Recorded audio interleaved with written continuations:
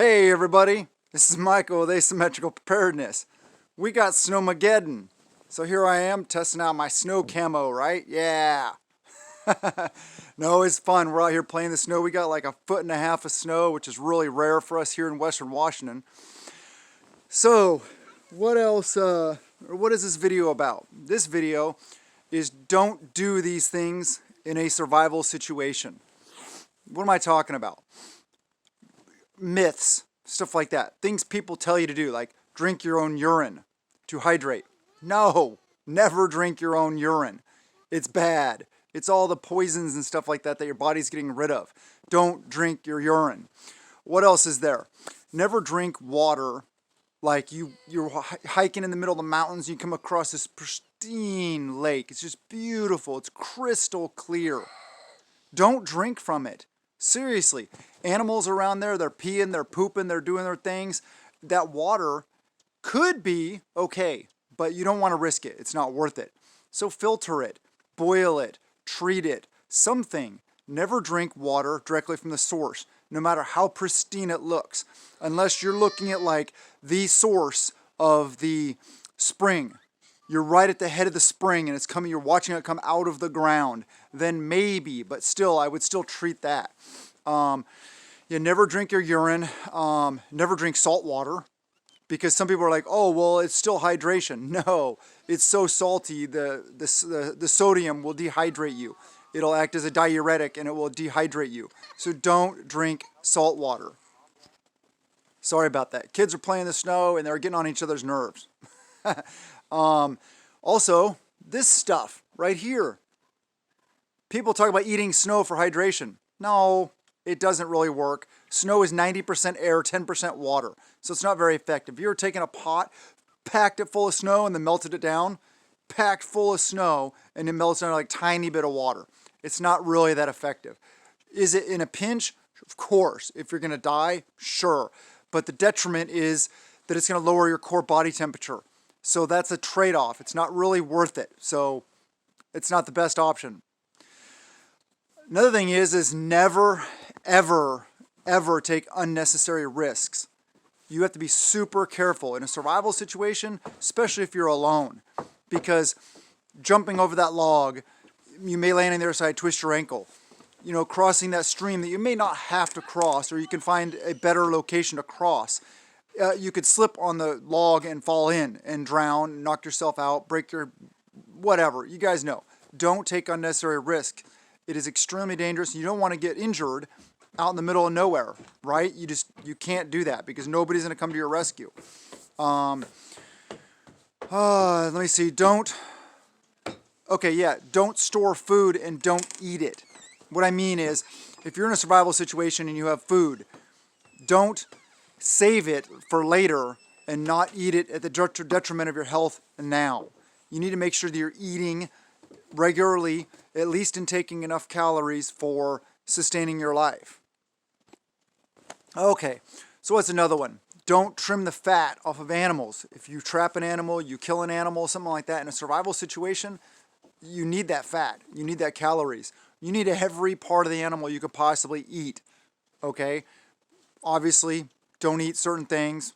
Not really going to go into that here. There's lots of information out there on the video. You're not going to eat its bladder. You're not going to eat its stomach. You're not going to eat its rectum. Of course. Poop sack. You guys know what I'm talking about. But eat as much of it as you possibly can for the calories. Don't sleep without shelter.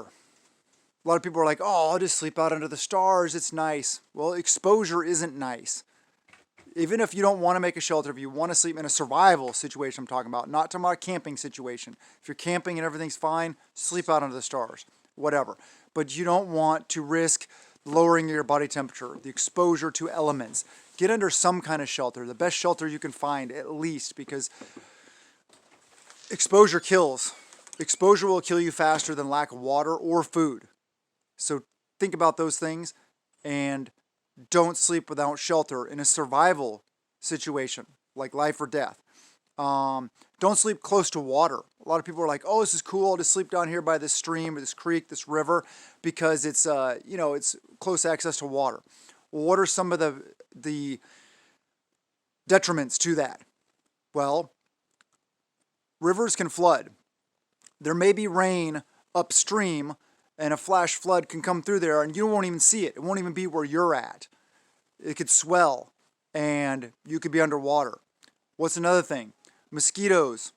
Mosquitoes grow around water, right? They live around water.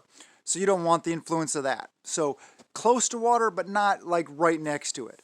It's okay to be fairly close so you can get access to it. Yeah, I get it. But don't sleep right on the water. Don't walk on frozen water. Ice, like a lake or something like that. Don't be like, oh, this is cool. I'll just cross this lake because it'll save me, 10 minutes worth of going around it because I think it's thick enough until it's not. And then you're dead. So anyway, just go around it. All right, just go around it. The big thing is don't take unnecessary risks. Have common sense and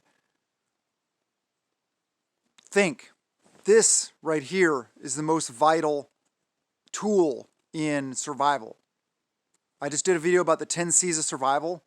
The cutting tool, the candle power, all those different things. Cordage, clothing.